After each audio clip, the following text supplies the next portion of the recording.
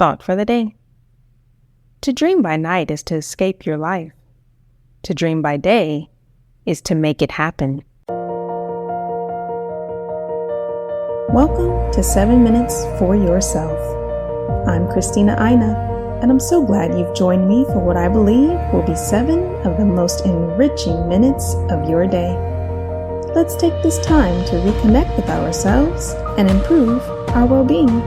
In today's episode of 7 Minutes for Yourself, we discuss how to use our natural gifts and talents to achieve our highest goals. Have a listen. What would you say to somebody who says, I just don't know that I am a leader or could be a leader?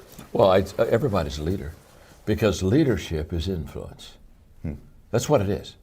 And that definition of leadership has served me so well for so many years. Yeah. It's in fact in my book, The 21 Irrefutable Laws of Leadership, there's the law. Great book. Leadership is influence, nothing more, nothing less. So when somebody says they're not a leader, I said, well, let me ask you a question. Do you influence anybody?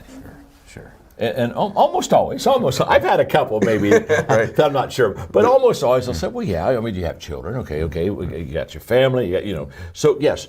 Now, it may be a little influence, it may be 8, 10 people, it may not be, but I look at them and say, okay, if you influence 8 or 10 people, you are a leader. See, what people think is they've got to have some kind of a title or position to be a leader. And so they say, well, I don't have a leadership position, so I'm not a leader. Well, you and I both know the position doesn't make you a leader anyway. Right. It gives you a chance to practice leadership, but it doesn't make you a leader. So what I tell people is this: leadership is influence. So how do I increase my influence? Correct. Because if I influence 10 and next month I influence 20, wow, I've doubled my leadership influence. And so how do I do that? And it's a very simple answer. To increase your influence, you have to intentionally add value to people. This is where it all begins. So, Ed, let's say that I want to have increased influence with you. Well, my first question isn't, boy, I hope that Ed'll follow me. The first question is how can I serve you? What can I do to add value to you? So I'm going to ask you, how can I serve you? What can I do to help you? In fact, what's interesting, before we had this interview, I mean, it was cracking me up. Right. We were kind of trying to outserve each other. That's true. Right. Well, what can I do for you? Well, what can I do for you? That's right. I was just thinking that. And it was a beautiful thing, right, because all we were really doing is I'm trying to help you. Correct. And here's what I know: if I sincerely add value to you, my influence will increase with you. Yeah. That's a fact. So we don't need to make leadership complicated. Just go out and intentionally add value to people, and your influence pool begins to expand. And after a while, I'm becoming quite a leader. So leadership isn't title, position. It's all about adding value and serving and making a difference in other people's lives. In order to do that, a lot of people are going to build an organization, build a team. They'll be in some sort of an environment like that. Nobody wins alone, it seems like in life. That's a fact. I was listening to the story you were telling, and I'd like you to share it about, there's the analogy of getting people in the right seats on the bus, but you have this wonderful story about when you played basketball. Yeah.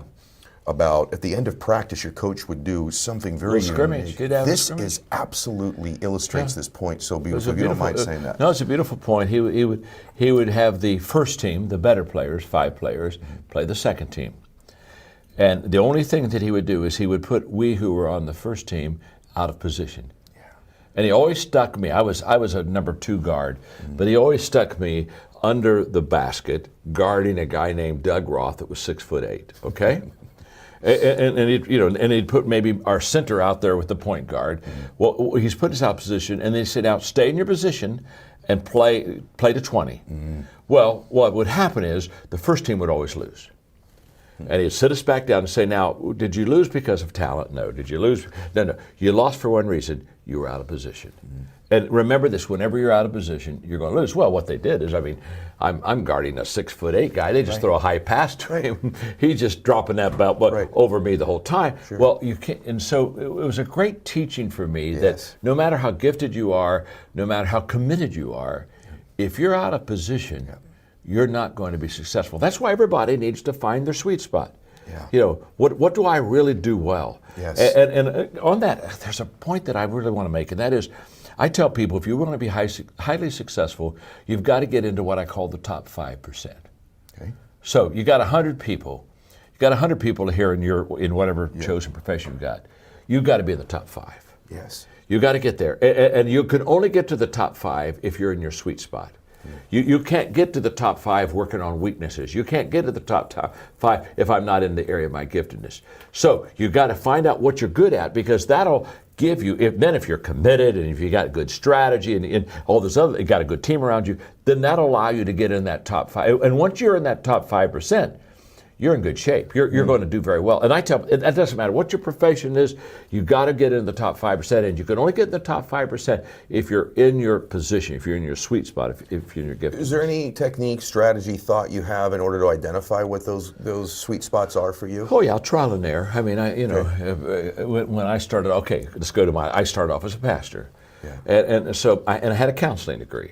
So now I'm counseling people. Well, it takes me about 6 months to realize I'm not any good at that. I'm not. It's not my gift. Right. They're coming in and I'm listening to them, and then I say, well, okay, it's obvious. Here's your issue. Here's 3 things. And I write on a piece of paper and hand it to them and say, now go be healed. Do you know what I mean? Go be healed. And the next month they'd come back in. I'd say, now, okay, what are we in here for? well, I've got this problem. What's the problem? I heard last month. You know what I'm saying? Well, did you do the 3 things? No, I didn't do the 3 things. Oh, you go back. Well, it wore me out. I wore them out. I wasn't any good. But that's what I was trained in. But it wasn't giving me the results. And one day, it took me really took me 3 years.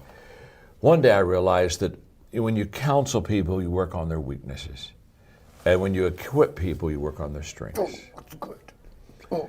And the moment I went from working on weaknesses to working on strengths, I was a rock star with strengths, because you show me your strength and I'm going to give you a game plan and let's get going, because I'm a natural equipper, not a natural counselor. Yes. Nothing wrong with counseling, it's just not my gift. That concludes today's episode of 7 Minutes for Yourself.